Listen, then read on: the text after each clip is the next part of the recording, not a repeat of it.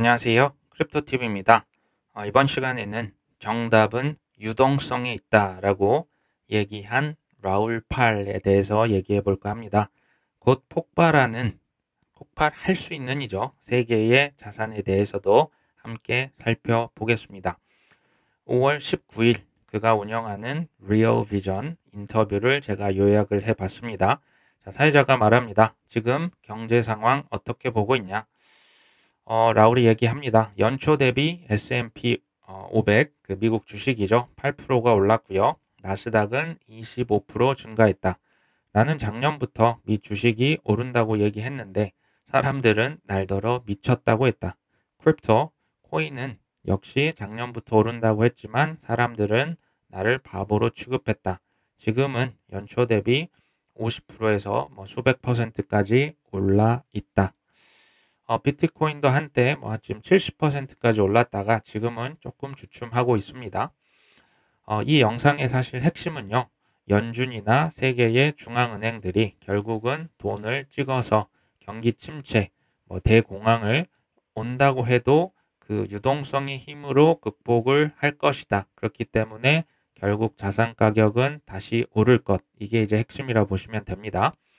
자, 2008년으로 한번 돌아가 보시면요. 그때 글로벌 금융 위기가 한번 있었죠. 그때 전 세계 주요 중앙 은행들은 금리를 0으로 맞췄습니다. 이걸 제로 금리로 맞추고요. 음, 이때 이렇게 해서 국가의 빚을 갚을 수가 있었습니다. 이것을 글로벌 리셋이라고 표현을 하네요. 아무래도 제로 금리였을 때 이자를 손쉽게 갚을 수 있었겠죠. 21년도 세계 그 글로벌 빚 부채를 다 합쳐보니 무려 우리나라 돈으로 30경 원이 넘었다고 합니다.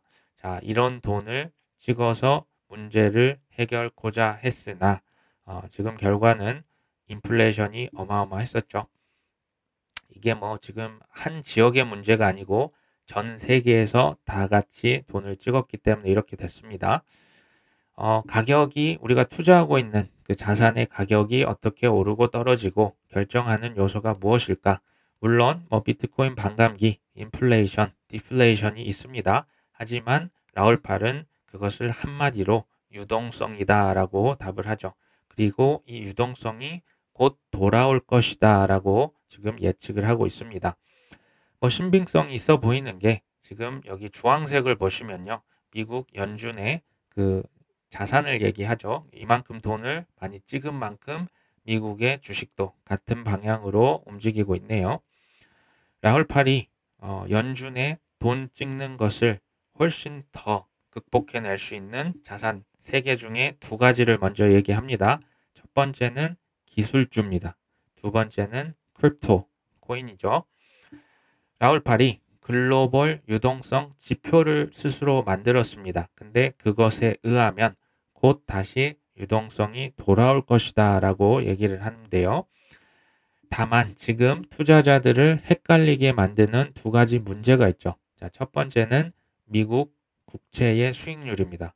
미국 국채 수익률이 지금 여전히 높은 상태에서 머물러 있죠. 이게 지금 떨어져 줘야 하는데 다시 금리도 낮아지고 국채에 대한 수익률도 떨어져 줘야 위험 그 투자, 소위 코인이나 나스닥 같은 기술주들의 돈이 다시 몰리겠죠. 근데 이게 아직 안 떨어지고 버티고 있습니다.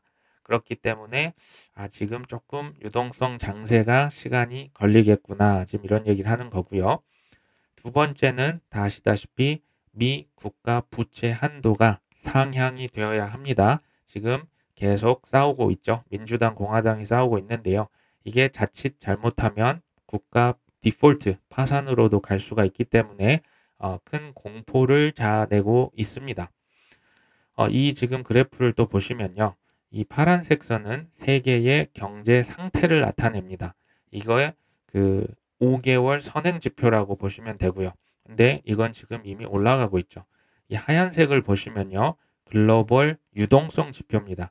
글로벌 유동성 지표가 지금 아직 바닥을 헤매고 있지만 곧 이게 따라서 올라올 것을 예측을 합니다. 그리고 올라가는데 이게 한번 멈추는 게 아니고 25년 말까지도 글로벌 유동성이 상승할 수 있다. 지금 이렇게 주장을 하고 있습니다. 이건 사실 매우 큰 호재죠. 우리가 투자하고 있는 코인이나 주식이 오를 수 있다라고 얘기를 하고 있는 거죠. 근데 25년 말까지다.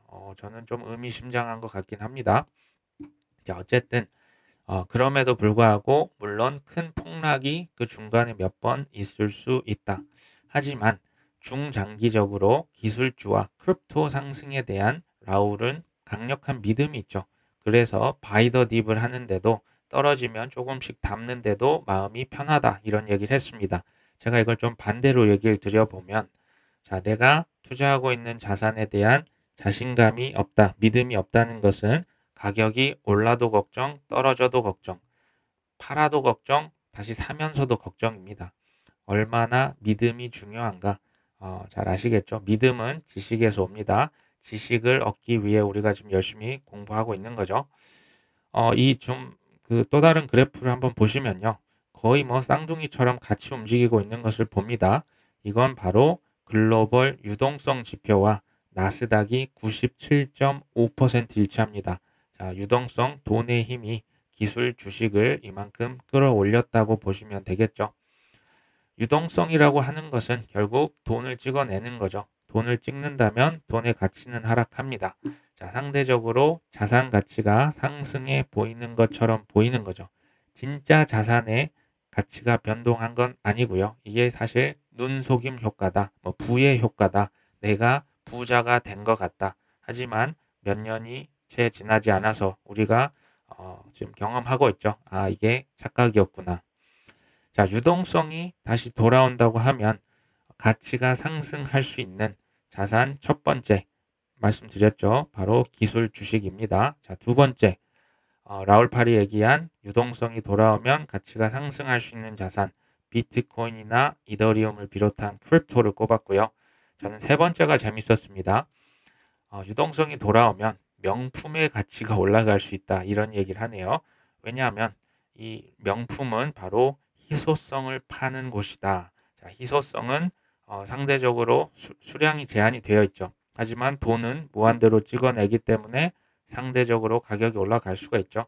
지금 사진에 보이는 루이베통 그 모회사죠. LVMH 회장이 일론 머스크와 제프 베조스를 이어서 세계 3위 부자가 됐던 적이 있다고 합니다. 이게 바로 유동성의 힘인 것 같습니다. 지금 이 차트는 미국의 주식이죠. S&P의 숏 포지션이 역대급 수준이라는 것을 나타냅니다. 미국 주식 떨어질 것이다 라고 지금 베팅하고 있는 사람이 그만큼 많다는 얘기입니다. 그런데 미국 주식은 오히려 연초 대비 많이 올랐죠. 이게 어떻게 된 일일까요? 자, 라울 팔은 오히려 지금 이렇게 얘기를 합니다. 수많은 분노의 투자자들이 주식 더 많이 떨어져야 해 하고 하락 베팅을 하겠죠. 근데 투자에 많이 그들은 실패를 했기 때문에 지금 화가 잔뜩 나 있습니다. 또 정의를 실현해야 된다. 뭐 이런 얘기를 하면서 여러 가지 이유로 주식 시장은 더 떨어져야 해 라고 주장을 하고 있죠. 하지만 그렇기 때문에 주식이 올랐을 것이다 라고 얘기를 합니다. 자, 이것은 미 국채입니다. 국가 채권 역시도 더 많이 떨어질 것으로 베팅하는 사람들이 지금 역대급으로 많아졌습니다. 물론 미국 디폴트 위기도 감안을 한 그런 수치인 것 같은데요. 이건 역시도 수많은 분노의 투자자들이 미 국채 가격이 더 떨어질 거야 라고 얘기를 합니다. 하지만 라울팔은 오히려 국채 가격이 중장기적으로는 더 올라갈 수 있다라고 얘기를 하고 있죠. 반대 매매를 하고 있는 것처럼 보입니다. 대중들과 반대로 지금 생각을 하고 있죠. 물론 그 미국의 국가 부채 한도가 상향되지 않으면 일시적으로 국채 가격이 얼마든지 떨어질 수가 있습니다. 자, 그 시점과 가격을 맞춘다는 것은 제가 볼 땐 불가능합니다. 이렇게 됐을 때 저렇게 됐을 때 우리가 대응할 수 있는 플랜을 미리 생각해보고 그대로 하는 것, 이게 가장 중요한 것 같습니다. 자, 조금 어렵게 말씀드린 것 같아서 라울팔의 예측을 한마디로 말씀을 드리면요. 올 여름쯤에 한번 큰 폭락이 올 수 있고요. 그 이후에 큰 상승장이 제대로 열릴 것이다. 지금 이런 얘기를 하고 있습니다. 그 이유는 뭡니까? 유동성이 돌아올 것이기 때문에 이게 지금 한마디로 제가 말씀을 드린 거고요. 미래는 더 이상 PE ratio, 그러니까 price는 주식 가격이죠. E는 earning, 그러니까 돈 벌어들이는 건데요. 돈을 얼마나 버느냐로 지금 가치를 우리가 측정할 수 있는 게 아니고 전 세계의 중앙은행, 자산, 또 M2, 이제 화폐량이죠. 즉 유동성이 결정한다. 지금 이 말을 하고 있습니다. 제가 이전에 즐겨 읽었던 그 코스톨라니 책에 보면 돈의 양이 줄어들 때 투자장을 급히 빠져나올 것, 이런 얘기를 했는데요. 제가 투자 초보일 때만 해도 이 말이 무슨 말인지 이해를 못했습니다. 하지만 지금 우리 모두는 잘 이해하고 있죠. 자, 라울 팔의 얘기대로 향후 12개월 이내 유동성이 다시 돌아올 수 있을까요? 저는 그럴 수 있다고 생각을 합니다. 하지만 동시에 12개월, 아니 6개월 이내에 얼마든지 큰 폭락이 동시에 올 수도 있다고 생각을 합니다. 자, 우리가 이 두 가지에 모두 준비가 되어 있을까요? 한 번쯤 생각해 보시고 어떻게 해야 할지, 현금을 비축할지, 빚을 얼마나 다 갚고 다음 기회를 어떻게 잡아야 할지 미리 고민해 보셨으면 좋겠습니다. 오늘 방송은 여기까지 합니다. 끝까지 시청해 주셔서 감사합니다.